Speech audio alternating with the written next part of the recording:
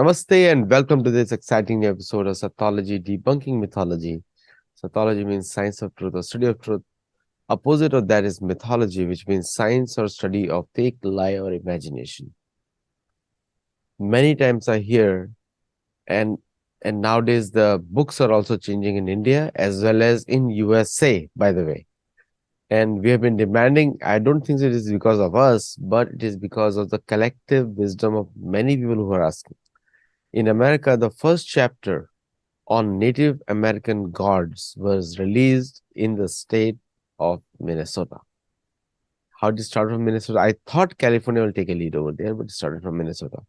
In India, also now, the Mughal history is being questioned in popular media, as well as some changes have been made in NCERT textbooks also, which is a good thing because if you look at the history of Egypt taught in Cairo University, is exactly as per the truthful version to be known to the local population. And so I'm very much welcome that step and stay connected. And today we are going to go to Assam and a beautiful temple complex of Hajo. So let us welcome Dr. Rajesh Kumar Singh, who is taking us over there. So before we begin, Namaste, Rajesh ji. नमस्ते आदित्य जी और सभी प्रबुद्ध दर्शकों को भी मेरा सादर नमस्ते।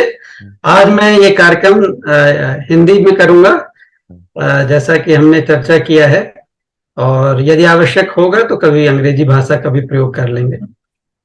तो एक अभी यहाँ पे असम की जब बात होती है तो शैलेंद्र जी का एक बहुत ही सुंदर प्रोग्राम है, वो अहोम के राजाओं के ऊपर।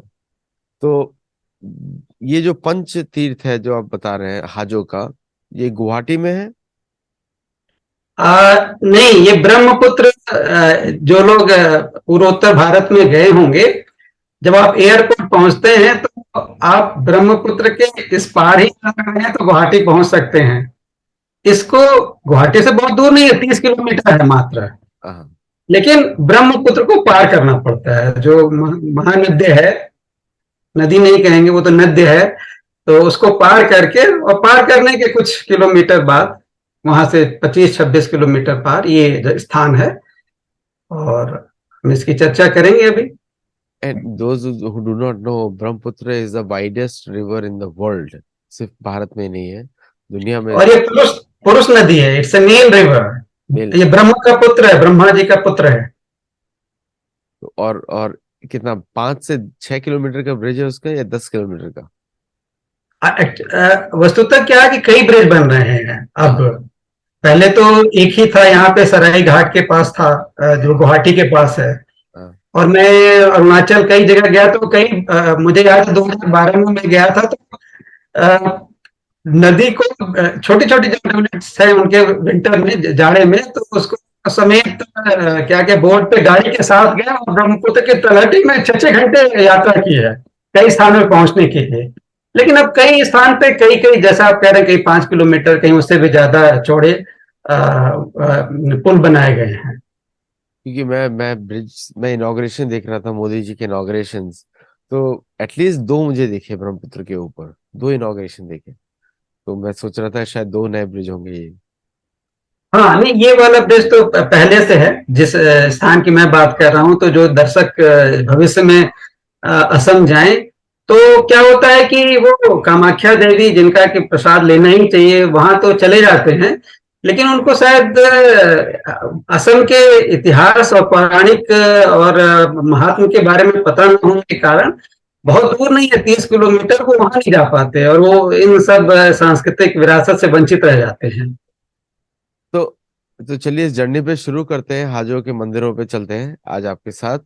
और दर्शकों को बता दूं कि इनका ट्रैवलॉग होता है और ये कैमरे के साथ ट्रैवल करते हैं, जैसे मैं भी कैमरे के साथ ट्रैवल करता हूँ, ये भी कैमरे के साथ चलते हैं। और बहुत सारे इनके इमेजेस हैं, वो सारे ओरिजिनल हैं, मतलब ऐसा नहीं कि वो आप उसको कहीं और आपको कहीं और से डाउनलोड कर रहे हैं। तो लेट्स गो एंड सी। हाँ राजेश जी प्लीज। तो ये स्लाइड्स तो मूव कर रही है ना? हाँ मूव कर रही है। जी जी, तो मैं बस 1 मिनट में तो हम आज जैसा कि श्री आदित्य जी ने आप सभी को बताया कि हाजो एक स्थान है जो कि गुवाहाटी जो एक प्रमुख शहर है पूर्वोत्तर भारत के असम प्रांत में, वहां से बहुत पास में है। और यदि आप असम के एयरपोर्ट जो निकटतम एयरपोर्ट है, जो विमानपत्तन है, वहां से आप गुवाहाटी न जाके 30 किलोमीटर है, सीधे हाजो जा सकते हैं। और मानचित्र इसको दिखाता हूं कि भारत का मानचित्र आप एक में देखेंगे कि असम राज्य के कामरूप नामक जिले में, कामरूप नामक डिस्ट्रिक्ट में ये स्थान है हाजो। और आप मानचित्र में दोस्त में देख सकते हैं कि गुवाहाटी नदी के अगर दक्षिण हिस्से में है तो उत्तरी हिस्से में एक स्थान जिसको कि मैंने एरो या तीर से दिखाया है, वो है हाजो। और जब आप गुवाहाटी से प्रस्थान करते हैं या इधर एयरपोर्ट से प्रस्थान करते हैं तो निश्चित रूप से आपको ब्रह्मपुत्र नदी को या नदी को पार करना ही होता है। और मैंने दो चित्र केवल दिखाए हैं कि जब आप रास्ते से गुजरते हैं तो पहाड़ी दिखती है दूर, इधर चित्र 2 में कामाख्या दिखती है, और धीरे धीरे ये सुंदर रास्ता आप पार करके हाजो पहुंच जाते हैं। जब आप हाजो पहुंचते हैं तो सबसे पहला मंदिर जो आपको मिलता है वो है श्री गणेश का। और एक अद्भुत बात है कि हम हमारी संस्कृति में, भारतीय संस्कृति में, प्राचीन संस्कृति में हम गणेश को आद्य पूज्य कहते हैं, जिनका प्रथम वंदना कहते हैं। उसकी कथा है, आप सब लोग जानते होंगे, कभी चर्चा हम करेंगे भी कि कोई भी शुभ कार्य हम यदि करते हैं तो सबसे पहले श्री गणेश हम कहते हैं। किस कार्य का श्री गणेश कहते हैं, उसका अर्थात होता है कि गणेश जी का आह्वान करें। और ये बड़ी अद्भुत बात है कि जब हम हाजो पहुंचते हैं इन वहां 5 तीर्थों को देखने के लिए, तो सबसे प्रथम जो है हमें गणेश जी के मंदिर के दर्शन करने का सुअवसर प्राप्त होता है।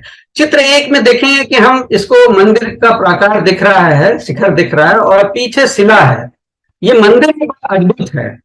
हम इससे पहले कि इस मंदिर की विशेषता को देखें, थोड़ा हम बाहर से देख लेते हैं। चित्र 2 में हम किनारे से आके प्रवेश करते हैं मंदिर के प्रांगण में, और चित्र 3 और चित्र 4 उसी मंदिर को एक हिस्से से बाईं ओर से और दाईं ओर से उसका चित्र मैंने लिया है, जिसमें आप देख सकते हैं कि एक सभागृह है शुरू में बड़ा सा, जिसे कि जगमोहन कहते हैं, जहां के लोग इकट्ठे होते हैं जब दर्शनार्थी बहुत ज्यादा हो जाते हैं या कोई पर्व होता है तो उस अवसर पर इकट्ठे होकर अपना भजन कीर्तन करते हैं।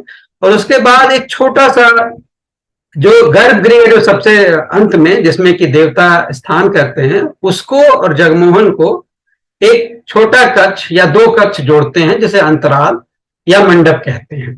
तो वो जो भारतीय मंदिरों की परंपरा है, इस तरीके से असम के मंदिरों में भी देखा जा सकता है। ये मंदिर आज जो है बहुत प्राचीन नहीं है, अहोम काल की छाप इन पे दिखती है। अब इस मंदिर के हम जब अंदर पहुंचते हैं, गणेश मंदिर के भीतर, तो चित्र 1 में आप देखेंगे कि यहाँ बैठने का स्थान है, पूजा के लिए सामान रखने का स्थान है, और यहाँ पे लोग बैठ सकते हैं। सौभाग्य से मैं उस दिन सवेरे प्रातः ही निकला था, तो करीब 7 बजे ही यहाँ पे मैं पहुंच गया था। तो अभी बहुत ज्यादा यहाँ पे दर्शनार्थी नहीं आए थे, तो मुझे अवसर मिल गया था इसको एकांत में पूजा करने का और देखने का। और आप देखेंगे कि 2 द्वारपाल हैं अंतराल के, और जब उसमें आप प्रवेश करते हैं तो किनारे आप देखते हैं ढोल रखे हैं, नगाड़े रखे हैं, और रास्ता जाता है।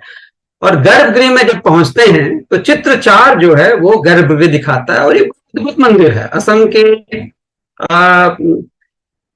सांस्कृतिक विरासत में एक ऐसा मंदिर है जहां पे कि शिला पे यानी स्टोन कार्व स्टैच्यू है। ये पत्थरों को तराश करके गणेश की एक विशाल प्रतिमा बनाई गई है। और आप देख रहे हैं दीपक जल रहा है, पूजा के और नैवेद्य की चीजें रखी हुई हैं। और उसके बाहर जो कक्ष है वो मानव निर्मित है। तो ये बड़ा ही एक अद्भुत मंदिर है। जैसा कि मैंने अपने गुप्तकालीन मंदिरों की चर्चा में बताया था कि एक जो जगह है विदिशा के पास, उदयपुर, वहां पे जब मंदिर बनने शुरू हुए थे तो जो गर्भगृह की मूर्तियां थी वो तराशी गई थी शिला से, यानी स्टोन कार्विंग करके की गई थी। और उसके बाद मानव निर्मित कक्ष बनाए गए थे जहां लोग इकट्ठा होकर पूजा कर सकते हैं। तो असम में भी ये एक बड़ा ही विलक्षण मंदिर है। जब गणेश मंदिर के आप दर्शन कर लेते हैं तो वहां से चार रास्ते वहां पे मिलते हैं, जैसा मैंने बताया। और उन पंच तीर्थ में से एक तीर्थ के दर्शन हमने कर लिए, श्री गणेश के। तो जो चौथा रास्ता है, जो नंबर 4 है, वहां से हम एयरपोर्ट से या गुवाहाटी शहर से आते हैं। और जैसा कि मैंने कहा कि इस स्थान पे जहां पे कि ये लोग हैं या जहां से मैंने ये चित्र लिया है, वहां पे गणेश मंदिर है, उसके पिछले हिस्से से मैंने इस चित्र को लिया है। पहला रास्ता जो है श्री श्री हयग्रीव माधव मंदिर की ओर जाता है। असम में एक परंपरा है, व्यक्तियों के नाम श्री लगाते हैं और देवों के नाम, जिनको हम पूजते हैं, जिनको हम भगवान मानते हैं, उनके नाम के आगे हम श्री श्री 2 बार लगाते हैं, क्योंकि उनके लिए वस्तुतः निश्चित रूप से ही हमारा सम्मान उनके लिए बढ़ जाता है या ज्यादा होता है। दूसरा रास्ता जो है वो केदारेश्वर यानी शिव का मंदिर है। वहां पे शिव का एक और मंदिर है, कमलेश्वर, एवं दुर्गा माता का मंदिर है। और जो तीसरा रास्ता है, जिस रास्ते पे मैंने नंबर डाला है तीसरा, वहां पे भी शिव का एक मंदिर है, श्री श्री कामेश्वर। तो इन 5 मंदिरों को मिला के श्री हयग्रीव माधव मंदिर, श्री केदारेश्वर एवं कमलेश्वर और कामेश्वर और गणेश को, इनकी प्राचीन महत्ता है। इनको मिला के 5 तीर्थ कहते हैं, पंच तीर्थ कहते हैं इनको। और जो स्थान है जो थोड़ा उसके बारे में भी आपसे चर्चा कर लूं, क्योंकि जब हम वहां पे जा रहे हैं, इन प्राचीन मंदिरों को के दर्शन कर रहे हैं, तो थोड़ा नाम के बारे में भी जानना चाहिए। और उसकी कई किंवदंतियां हैं, क्योंकि भारत का इतिहास अत्यंत प्राचीन है, अलग अलग शासकों ने कार्य किया, कई लोगों ने उसके बारे में लिखा, जनश्रुतियों में चीज रही।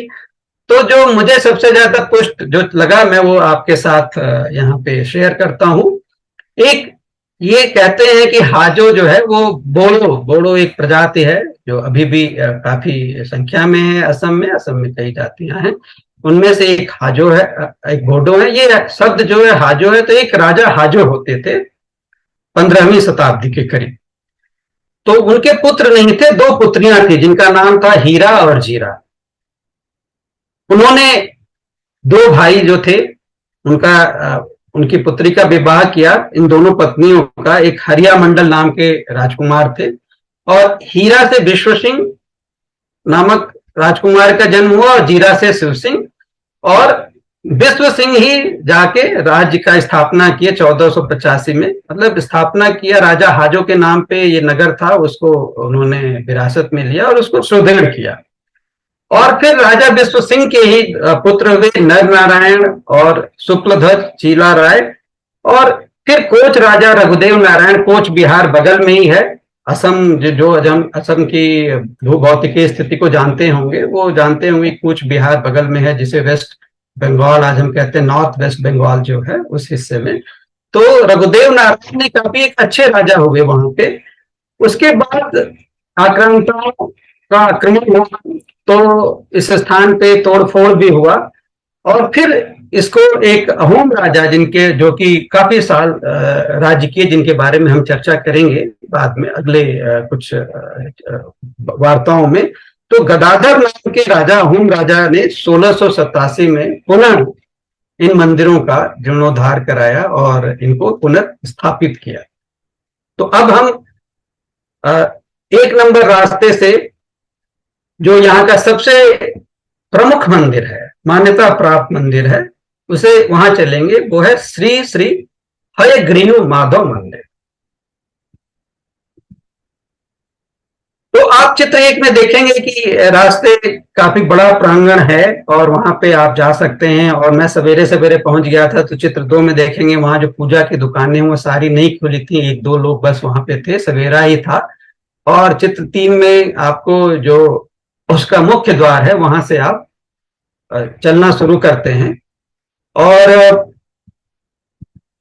श्री हयग्रीव माधव मंदिर पे मैं जब सवेरे पहुंचा उस समय, तो मैंने देखा कि एक भक्त, शुरू में आप देखिए कि बिल्कुल मंदिर में प्रवेश द्वार में घुसने के बाद ही वो एक पूजा कर रहे हैं, जो कि चित्र 2 में आप देख सकते हैं। वो इतनी श्रद्धा है, और इसी श्रद्धा ने ही सनातन धर्म के इन स्थानों को पवित्र बना रखा है, और आक्रांताओं का आक्रमण हुआ फिर भी लोगों ने, क्योंकि उनके मन मस्तिष्क में इसके लिए आदर संपूर्ण रूप से रहा है बहुत अधिक मात्रा में, और वो आज भी परिलक्षित होता है। जैसा कि मैंने इस भक्त को देखा, वो शुरू में ही जहां से अभी पहला कदम आप ये देखेंगे, 2 द्वार हैं बड़े बड़े, और तब ये सीढ़ियां शुरू होती हैं। उन सीढ़ियों से पहले ही वो पुष्प, अक्षत, चंदन, इन सब चीजों से वहां पे सवेरे सवेरे प्रार्थना करते हैं, और फिर एक के बाद एक कई सीढ़ियों पे, जो पत्थरों की सीढ़ियां हैं, उस पे चढ़ के भक्त ऊपर पहुंचते हैं।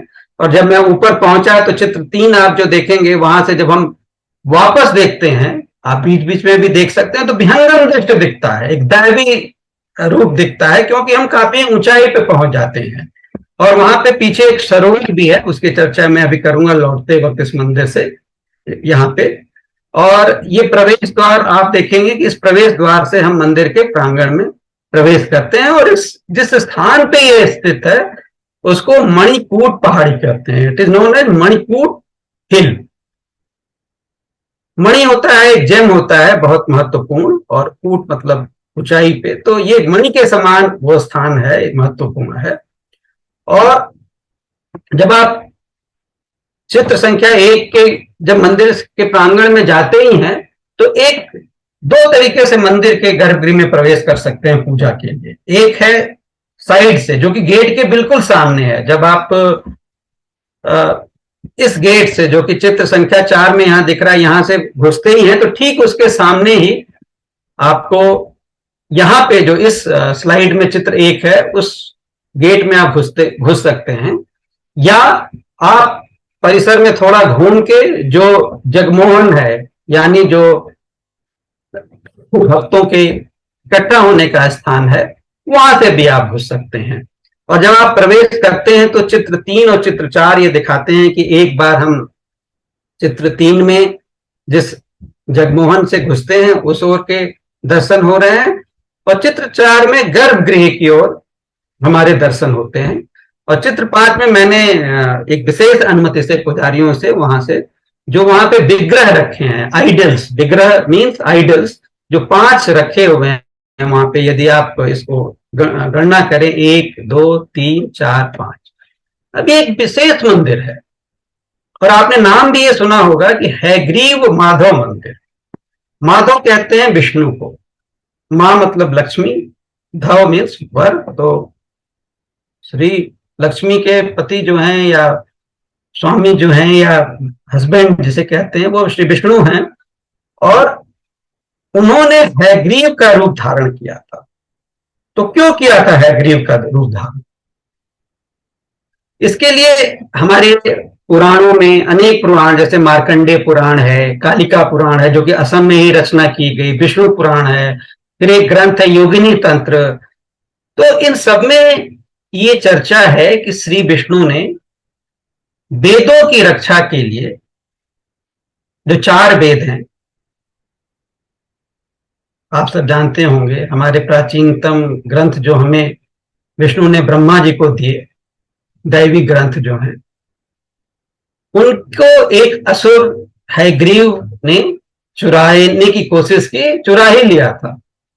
तो श्री हयग्रीव ने, और उसको ये वरदान भी मिला था, उसका मुंह घोड़े का था, उसको मां पार्वती या दुर्गा की तपस्या की थी, तो उसको ये वरदान मिला था कि वो किसी और के द्वारा नहीं मारा जाए। सभी राक्षस जब वरदान मांगते हैं, आपने रावण के बारे में सुना होगा, भस्मासुर के बारे में सुना होगा, सभी प्रथम अमृत मांगते हैं। अमृत मतलब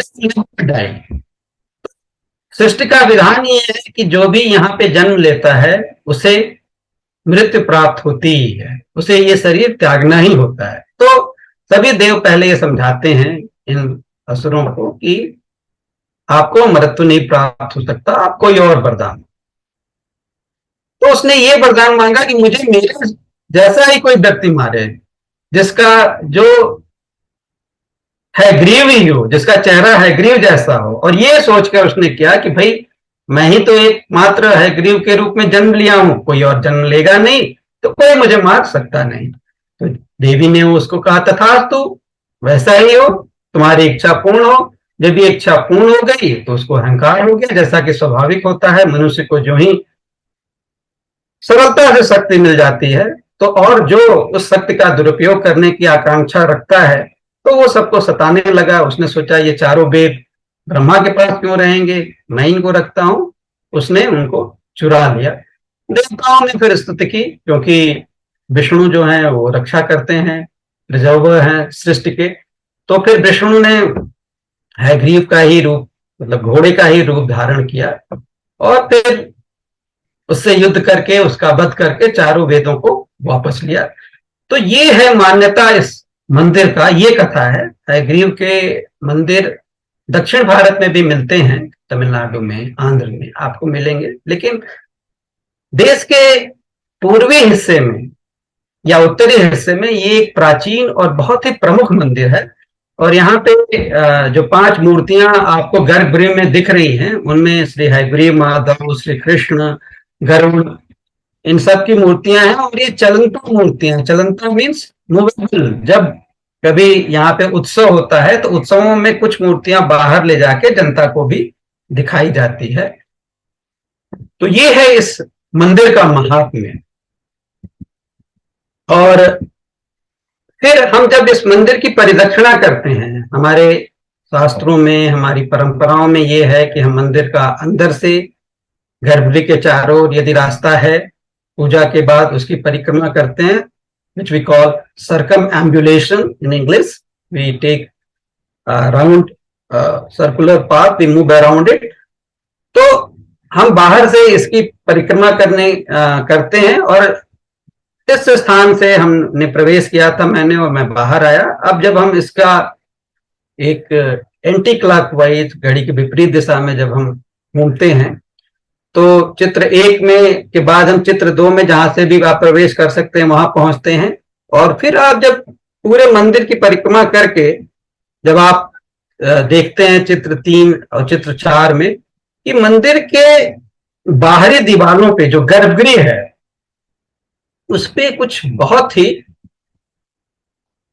सुंदर नक्काशी की गई है, जिसे कहते हैं एक्सक्विजिट कार्विंग्स। निचले हिस्से पे यदि देखें, आपने कई मंदिरों में देखा होगा, यहाँ के मंदिरों में हाथियों की एक पंक्ति बनी हुई है। करीब 130 से ज्यादा हाथी हैं, जो कि ये मान्यता है कि अपने मजबूत कंधों पे उन्होंने इस मंदिर को संभाल रखा है। और जब हम उसके ऊपर आते हैं, जब ऊपर चलते हैं, तो 2 हिस्सों में कई मूर्तियां बनाई गई हैं। उसमें विष्णु के अनेक रूप हैं। चित्र संख्या 1 में विष्णु जी हैं, चित्र 2 में बराह, उनका ही एक अवतार है प्रातः, जिसने उन्होंने पृथ्वी की रक्षा की थी। और चित्र 3 में नरसिंह भगवान है, जिनकी की जो कि प्रवेश द्वार के बिल्कुल नजदीक है। और नरसिंह ने भी उस अवतार में हिरण्यकश्यप का अहंकार दूर किया था, जिस हिरण्यकश्यप ने भी दुरुपयोग किया था। उसने भी यही मांगा था कि मैं अमृतत्व प्राप्त करूं। जब अमृतत्व का वरदान नहीं मिला तो उसने ये मांगा कि मैं ऐसे जीव से मारा जाऊं जो कि न मनुष्य हो, न जानवर हो, न दिन का समय हो, न शाम का समय हो, न घर के बाहर हो, न घर के अंदर हो। तो कहने का तात्पर्य है कि अहंकारी व्यक्ति यदि शक्ति प्राप्त करता है और उसका दुरुपयोग करता है तो ईश्वर अलग अलग रूपों में आके उससे सृष्टि की रक्षा करते हैं। और उन्हीं रूपों की यहाँ पूजा होती है। विष्णु का मंदिर है। और एक बड़ी अत्यंत अद्भुत बात और है इस मंदिर से जुड़ी, कि जो जगन्नाथ मंदिर है पुरी में, उड़ीसा प्रांत में, भारत के उड़ीसा प्रांत में जगन्नाथ मंदिर है। वहां आपने सुना होगा कि जो गर्भगृह में काष्ठ की मूर्ति होती है, मतलब लकड़ी वन से काटी जाती है, एक विशेष प्रकार की लकड़ी काटी जाती है। और ये परंपरा राजा इंद्रदीप के समय से शुरू हुई। और ऐसा माना जाता है कि जब उस एक महत्वपूर्ण लकड़ी को प्राप्त किया था, लकड़ी या पेड़ के हिस्से को जो एक विशेष प्रकार का होता है, तो उसके 7 हिस्से किए गए और वो अलग अलग जगह उससे विग्रह बनाए गए, मूर्तियां बनाई गई। कश्मीर में बनाई गई, जगन्नाथपुरी में तो बनाई ही गई, और असम में भी 2 क्षेत्र हैं और उनमें से एक क्षेत्र ये है ग्रीव माधव। तो भारत से ये स्थान भारतीय परंपराओं ने भारतीय संस्कृति को इस तरीके से जोड़ रखा है कि केवल हम जियोग्राफिकल बाउंड्री, सीमाओं के हिसाब से नहीं जुड़े हैं।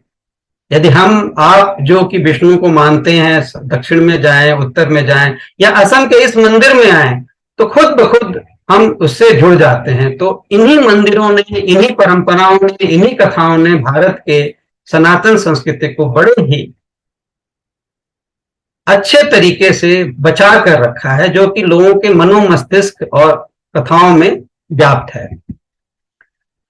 कुछ और चित्र हैं यहाँ पे। श्री राम है चित्र 1 में, बुद्ध भगवान हैं 2 में, और कल की अवतार जिनको हम मानते हैं वो हैं, वो भी उन मंदिरों पे उकेरे गए हैं। ऐसे ही एक बड़ा ही सुंदर रथ है, देखिए यहाँ पे असम या अहोम संस्कृति का ये परंपरा यहाँ पे दिखता है। क्योंकि मंदिर जो है, पहले काला पहाड़ नाम के एक मुस्लिम शासक ने, जिसने काला पहाड़ नाम का नाम रखा था, उसने मंदिर को क्षति पहुंचाई। उसके बाद अहोम राजाओं ने इस पे काफी धन खर्च करके और श्रम से इसको एक सुंदर बनाया था, जिस रूप में हम देखते हैं। प्राचीन मंदिर तो ये माना जाता है कि द्वापर और कलयुग के जो मध्य पीरियड है उसमें पूर्व ऋषि ने स्थापित किया था, और उसके बाद पाल राजा जो कि बंगाल और उड़ीसा और बिहार, जो आज का ये क्षेत्र है, उस पे राज्य करते थे, उन्होंने बनवाया। और बाद में, जैसा मैंने आपको कुछ एक राजाओं के बारे में बताया था कि किस तरीके से ये क्षेत्र कोच राजा के क्षेत्र में था और फिर गदाधर अहोम राजा के क्षेत्र में था, तो ये उन सभी ने इसका रख रखाव किया और वो परंपरा आज तक चली जा रही है। फिर 2 बड़े अद्भुत चित्र हैं जहाँ पे कि जैसे कुबेर चित्र 2 में है, देखिए अपनी पत्नियों के साथ, उनका उधर जो कि पेट है थोड़ा बड़ा है दिखाया गया है। और चित्र 1 में ययाति जो अपनी 2 पत्नियों के साथ हैं। तो अनेक चित्रांकन है वहां पे। देवी काली जो हैं वो अपने वीर रूप में यहाँ पे हैं, भक्तों को उत्साह करने के लिए कि शत्रुओं का दमन करें। ऐसे अनेक उत्कीर्णन है, और उनकी तुलना में कुछ एक साधु का, भक्त स्त्रियों का जो कि पूजा के लिए जा रही हैं चित्र 1 में, और चित्र 3 में कुछ जब उत्सव होते हैं मंदिरों में, तो वो भी थोड़े रूप में है, बहुत ज्यादा उत्कीर्ण मूर्तियां नहीं है, लेकिन यहाँ पे कला का एक अच्छा निदर्शन हुआ है। एक महत्वपूर्ण बात यह है कि जब आप मणिकूट, इस स्थान को मणिकूट कहते हैं और कहीं कहीं पे अपुनर्भव भी कहते हैं विष्णु पुराण और योगिनी तंत्र में, तो इस मणिकूट की ऊंचाई से जब आप उतरते हैं तो एक रास्ता तो ये जो चित्र 2 में जिससे कि हम लोग गए थे, और मंदिर के मुख्य द्वार के, इन दोनों से ही आप मंदिर में प्रवेश कर सकते हैं। चित्र 2 से मैंने आपको बताया कि जो ही आप ऊपर जाते हैं, एक छोटा द्वार है जो कि पार्श्व में है, साइड में है मंदिर के, जहां से आप प्रवेश कर सकते हैं। और जब जगमोहन में जाना है तो एक दूसरा रास्ता भी वहां से आता है। तो एक ये बड़ा अच्छा इसका महत्व और है कि जब ज्यादा भीड़ हो जाती है तब आप एक ओर से जा सकते हैं, एक ओर से उतर सकते हैं। तो ये व्यवस्था भी बहुत अच्छी है। मंदिर इतने दिनों से है, यहाँ उत्सव होते हैं तो काफी भीड़ होती है, लोग को क्रम में खड़े होके एक एक करके मंदिर करना होता है। और जब आप चित्र 2 के सोपानों से जब आप वापस उतरते हैं तो यहाँ बहुत बड़ा जलाशय है। और उस जलाशय के 2 चित्र मैंने लिए हैं, क्योंकि ये पूजा स्थल है। यहाँ पे किसी जीव की को बल्कि हम भोजन भी देते हैं। तो आप देख सकते हैं कच्छप, जो कि विष्णु के प्रथम अवतार थे, जो मनु की सहायता के लिए, सृष्टि की रचना के लिए तब विष्णु ने अवतार लिया था। तो उसमें आप देख सकते हैं कैसे श्रद्धालु दाना खिलाते हैं उनको, और वहां पे बहुत सारे, कहीं पे मछलियां देखते हैं, यहाँ पे आप कच्छप बड़ी संख्या मात्रा में देख सकते हैं। भारतीय संस्कृति में ये मैंने कई बार कहा है और एक महत्वपूर्ण है कि कैसे जो परिवेश है, हमारा वातावरण है, हमारी जो सोच है, जो मंदिरों के द्वारा जहाँ पे हम इकट्ठा होते हैं, ईश्वर की, प्रकृति की पूजा करते हैं, वहां जल की संरचना भी, संरक्षण की भी विशेष व्यवस्था है। और हाजो का ये मंदिर इस चीज को स्पष्ट रूप से दिखाता है। अब हम यहाँ से हयग्रीव माधव मंदिर के दर्शन करके, जैसा कि मैंने बताया था, हम केदारेश्वर मंदिर की ओर प्रस्थान कहते हैं, जो कि एक अलग पहाड़ी पे है। और मंदिरों को कई बार आपने देखा होगा कि ऊंचाई पे बनाते हैं। उसका कारण ये होता है कि एक तो ऊंचाई पे पवित्र स्थान है, लोग धीरे धीरे श्रम के साथ जाते हैं, मन पवित्र हो जाता है श्रम के बाद। तो ऐसे ही मदनांचल बोलते हैं, ये मदन का अंचल, ये क्षेत्र कामदेव, मदन कामदेव को भी बोलते हैं, और इस क्षेत्र को कामरूप भी बोलते हैं। आज का जो जिला है वो भी कामरूप है, जहां ने काम ने अपना, मतलब कामदेव ने अपना रूप प्राप्त किया था, वो भस्म किए गए थे शिव से। तो मदनाचल पे शिव का मंदिर है जो कि केदारेश्वर कहते हैं। हम जब उस रास्ते पे हयग्रीव माधव मंदिर से पहुंचते हैं तो काफी वन क्षेत्र है, और फिर यहाँ पे भी काफी ऊंची सीढ़ियां चढ़ के ऊपर पहुंचते हैं, और ये प्रथम मंदिर जो दर्शन होता है। आप देखेंगे कि यहाँ पे भी एक शिखर मंदिर है जहाँ गर्भगृह है, फिर एक जगमोहन है बड़ा सा, और अंतराल से उसको जोड़ा गया है। तो केदार जो है वो शिव को ही कहते हैं, और ये मान्यता है कि जो केदार धाम उत्तराखंड में है, बद्रीनाथ केदारनाथ जो धाम है, यहाँ के मंदिर में भी दर्शन करने से वही आपको पुण्य मिलता है, वही शांति मिलती है, वही महत्व है इस मंदिर का जो कि केदार नाथ जाने से होता है। इसीलिए इसको केदारेश्वर भी कहते हैं। केदार मंदिर में भी हम प्रवेश करते हैं यहाँ से। और मैं यहाँ पे एक चीज और चर्चा करता हूँ, आपने हयग्रीव माधव में मैंने वो चर्चा नहीं की क्योंकि वो बार बार दोहराया जाएगा, लेकिन एक हिस्से में जो कि मंदिर से अंदर से जुड़ा होता है, एक और संरचना होती है। उसमें भोग लगाने के लिए, मतलब जो प्रसाद बनाते हैं, जैसा कि पुरी के मंदिर में भी देखा होगा, प्रसाद बनाया जाता है, पुजारी रहते हैं वहां पे और वो भोग चढ़ाया जाता है। फिर चित्र 2 और 3 में वही है कि जब आप प्रवेश करते हैं, एक रास्ता बगल से है, एक रास्ता सामने से, जगमोहन में आते हैं, दोनों का निदर्शन है। और फिर 2 द्वारपाल मंदिर के गर्भगृह में जाने वाले हॉल या मंडप में आपका स्वागत करते हैं। आप श्रद्धा युक्त होकर उसके जुड़े हुए रास्ते में जाते हैं, और यहाँ पे ये गर्भगृह का अंकन है। चित्र 6 में आप देखेंगे कि शिवलिंग यहाँ पे स्थापित है, और ये शिवलिंग बड़ा विशेष है। कहते हैं ये स्वयंभू शिवलिंग है, खुद उत्पन्न हुआ है, कोई शिला पे आपने इसको तराश के नहीं बनाया है, और ये अर्धनारीश्वर रूप में है। मैं बड़ा सौभाग्यशाली था कि प्रातः पहुंच गया था, और पुजारी जी उस समय इसकी प्रार्थना, और देखिए फूल मालाओं से इसका श्रृंगार किया हुआ है। और यहाँ पे एक तांबे का, कॉपर का जो है एक कवर है जिससे कि शिवलिंग को ढक भी दिया जाता है। और ये शिवलिंग अर्धनारीश्वर रूप में है, ये जो शिला से बना हुआ है स्वयंभू, मतलब आधा पार्वती आधा शिव।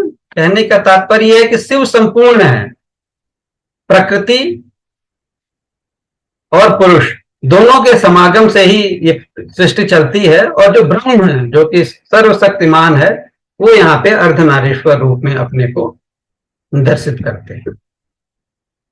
फिर उसके ठीक पीछे उसी पहाड़ी पे, मदनाचल पे ही पहाड़ी पे, यहाँ पे ये जब चित्र 1 में आप देखेंगे कि यहाँ पे केदारेश्वर मंदिर है, वहां से हम पीछे आते हैं, सीढ़ियों से उतरते हैं, और आप देखिए प्राकृतिक दृश्य है, बतख हैं, कहीं पे बकरियां दिख जाती हैं आपको। अभी ये बिल्कुल आधुनिक वातावरण से पूरी तरीके से अभी ओतप्रोत नहीं है, तो एक नैसर्गिक वातावरण है।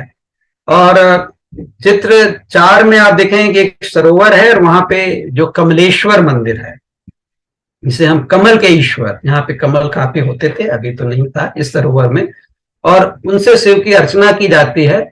और पुजारी अभी सवेरे सवेरे दीप जला रहे हैं, और यहाँ पे भी शिवलिंग है, इसकी मान्यता बहुत है। और फिर हम उसके दर्शन करके वापस मंदिर प्रांगण में आते हैं। तो एक नवीन मंदिर, दुर्गा शक्ति के रूप है, उनका भी मंदिर बना हुआ है यहाँ पे। और उस मदनाचल पे हम इन तीनों ही देवी देवताओं पूजा करके, शिव के 2 रूप केदारेश्वर और कमलेश्वर, और उनकी पत्नी शक्ति रूप दुर्गा की स्तुति करके हम वापस लौटते हैं। और रास्ते में एक बड़ा ही अनोखा, अद्भुत, हमको एक स्थान मिला जहां पे कि ये हम गुजर ही रहे थे, और कुछ सीढ़ियों से चढ़ के एक गेट पे लिखा है भीमेर चराई, अंग्रेजी में लिखा है और असम भाषा में लिखा है। इसका मतलब है कि भीम ने यहाँ पे भोजन किया था। अब ये किंवदंती है, क्या सत्य है नहीं पता, लेकिन मैं आपको बस ये दिखाना चाहता हूं कि भारत में शिल्प कला बहुत ही प्राचीन है और इतना बड़ा पात्र बनाया है, जरूर कोई उद्देश्य रहा होगा। अब वो जनता के भोग के लिए था, भीम आए थे नहीं आए थे नहीं कहा जा सकता, बुद्ध से भी इसको जोड़ा जा सकता है, बट सत्य ये है कि ये चीज यहाँ पे निर्मित की गई थी और यहाँ पे है। फिर हम जब वापस गणेश मंदिर पे आ जाते हैं, जैसा मैंने बताया था, एक रास्ता ऊपर दूसरी पहाड़ी पे जाता है और वहां पे है कामेश्वर मंदिर। कामदेव, काम के देवता, इच्छाओं के देवता, the God of the desire, उनके जो ईश्वर हैं, तो शिव की पूजा सभी करते हैं। रामेश्वर हो राम के, कामेश्वर हो कामदेव के।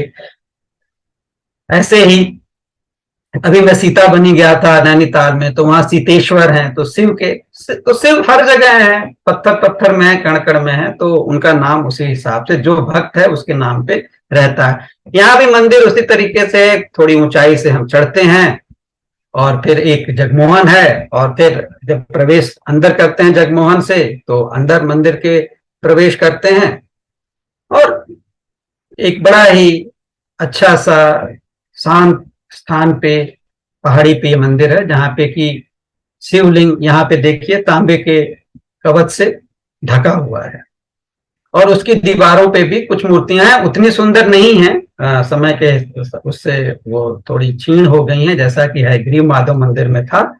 तो यहाँ की पहाड़ियों से बड़ा ही एक सुंदर दृश्य दिखता है, आसपास के खेत खलिहानों का, खुला है यहाँ पे, वो चित्र मैंने अभी रखा नहीं है आपके लिए। तो इस प्रकार हम इन पांचों महातीर्थ की यात्रा करके लौटते हैं। आपने इसको बड़े ध्यान से सुना, आपको सबको धन्यवाद।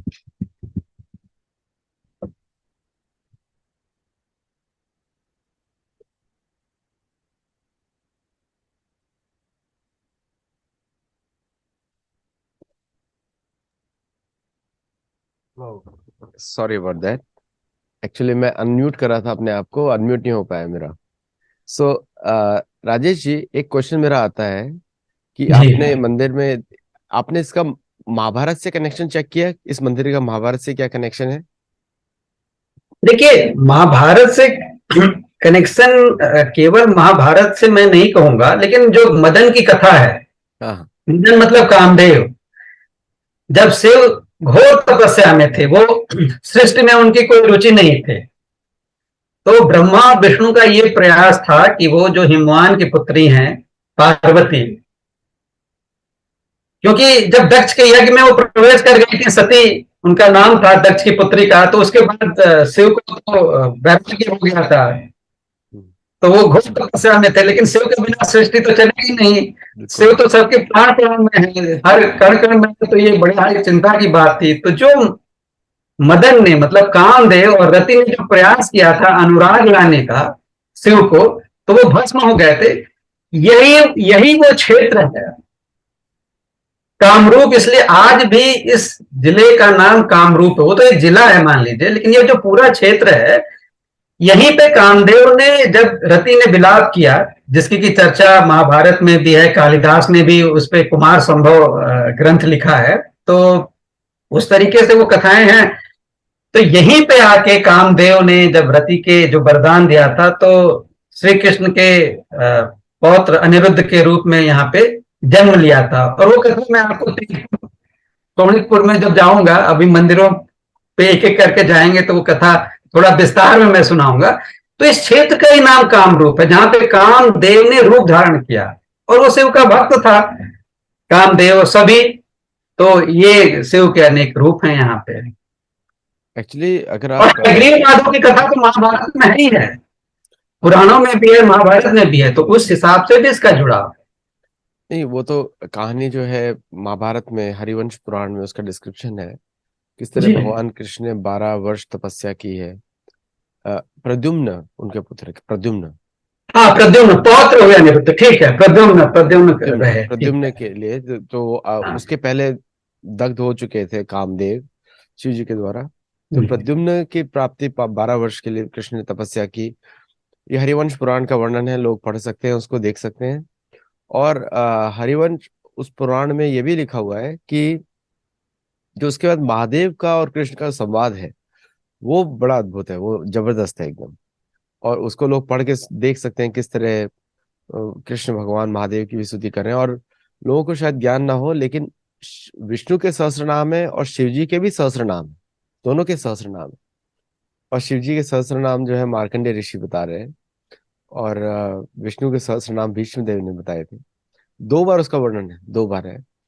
तो जी अच्छा, जी। एक तो इसके आसपास आप बता रहे हैं एक और जगह भी है जहाँ पे, यहाँ पे तो कामदेव वापस आए पृथ्वी पे। कामदेव के पुत्र ये, ये पौत्र हो गए, ग्रैंडसन। प्रद्युम्न तो कृष्ण के पुत्र है। महादेव ने ये रूप धारण किया और श्री कृष्ण के पुत्र के रूप में प्रद्युम्न जन्मे।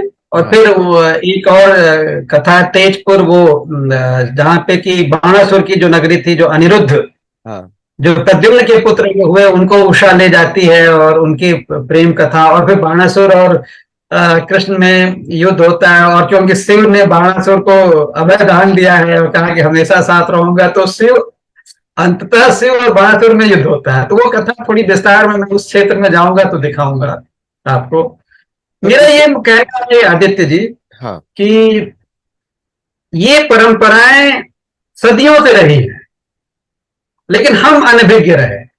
और उनके जो क्या कहते हैं कि इन भावनाओं के, इनके रूप में मंदिर भी हैं, लेकिन जो आपने शुरू में कहा ना कि इन चीजों के बारे में कोई बताया ही नहीं, पढ़ाया ही नहीं।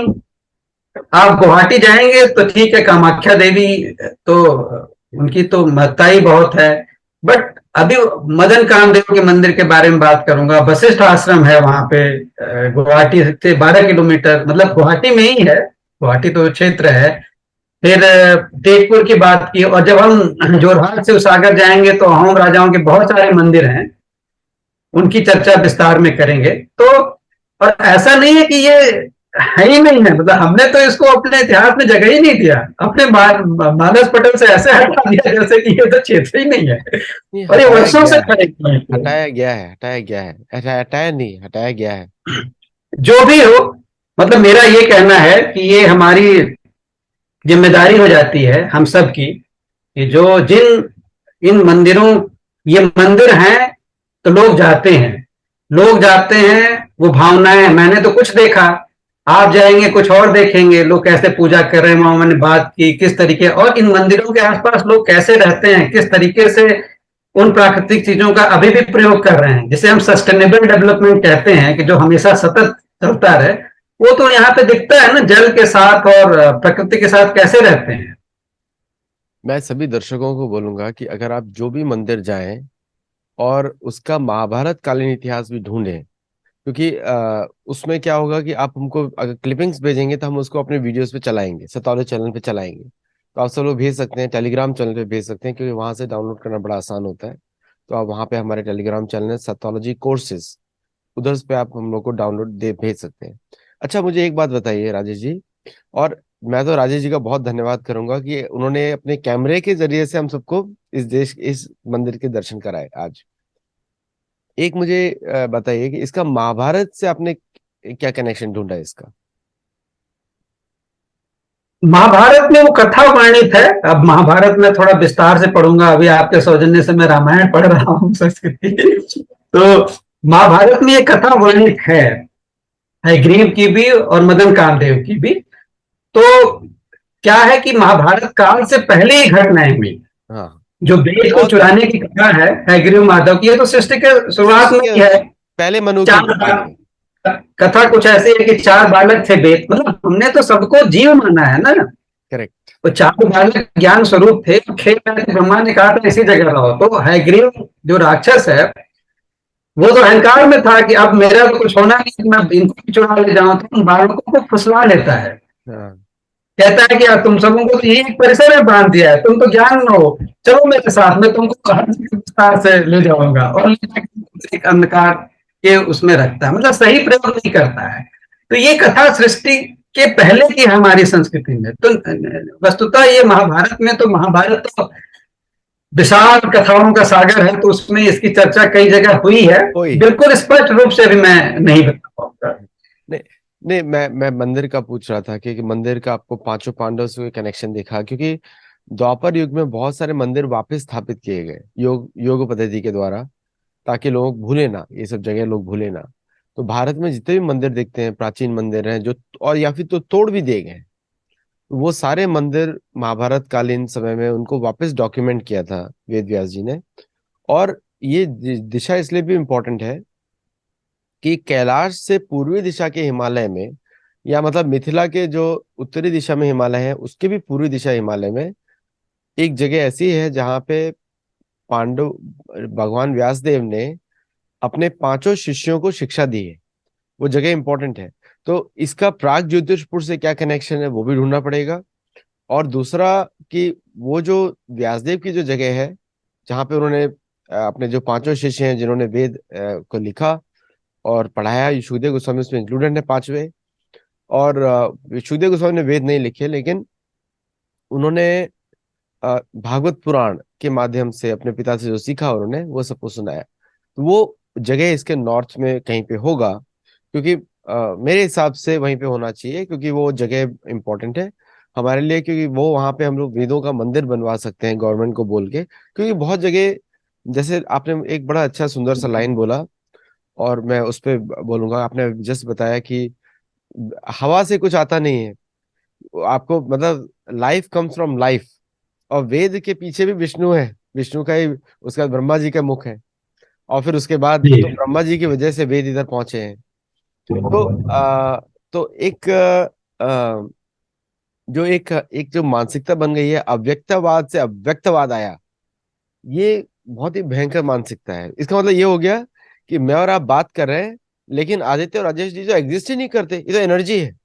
अरे नहीं, हमारा शरीर है, हम लोग कर्म कर्म कर रहे हैं।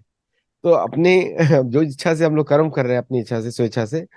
तो वो जो गलत मानसिकता है, उससे क्या हो जाता है कि एक मतलब पूरा का एग्जिस्टेंस ही आप खत्म कर देंगे और फिर बाद में सिर्फ एनर्जी के बारे में बात करेंगे। तो ये भी गलत है एक्चुअली। जबकि मंदिर अगर एग्जिस्ट कर रहा है तो कोई राजा तो होगा उसके पीछे, कोई साधु होगा, कोई व्यक्ति होगा, जिसके लिए बनाया गया वो व्यक्ति भी होगा।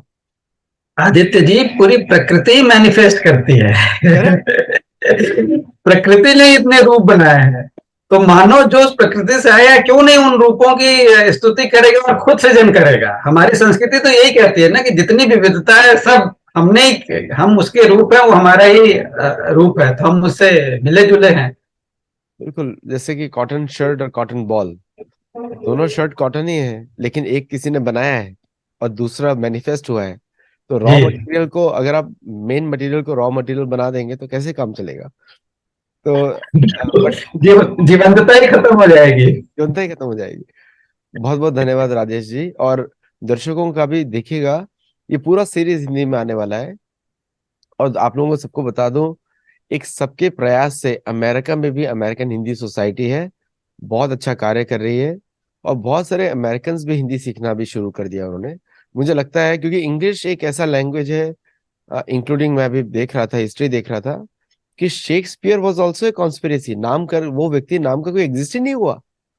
एंड और भारत के बहुत सारे योगी हैं जो बोलते हैं उन्होंने जीसस को देखा, जबकि अमेरिकन प्रोफेसर्स ने डिक्लेयर किया है रिसर्च करने के बाद, बर्ट अर्नमैन और मेनी पीपल, कि जीसस नाम का कोई व्यक्ति भी एग्जिस्ट नहीं किया। ये सारा कॉन्स्पिरेसीज है। बट एनीवे, वो कॉन्स्पिरेसी हम दूर रहेंगे, लेकिन इन मंदिर तो रियल है, सामने दिख रहे हैं हम लोग। तो बहुत बहुत धन्यवाद, नमस्ते। और दर्शकों का भी बहुत बहुत आभार। आप लोग जरूर जुड़िए हमारे साथ। और मैं जब भी आभार शब्द यूज करता हूँ, मैं बहुत ही मीनिंगफुली यूज करता हूँ, जैसा उसका होना चाहिए। तो प्लीज, ग्रेटिट्यूड शब्द उसके इक्वल भी नहीं आता है आभार के शब्द के उसमें। तो प्लीज जुड़िए और हम लोग को अपना फीडबैक बताइए। नमस्ते। नमस्ते आदित्य जी, आप सभी को प्रणाम, नमस्ते।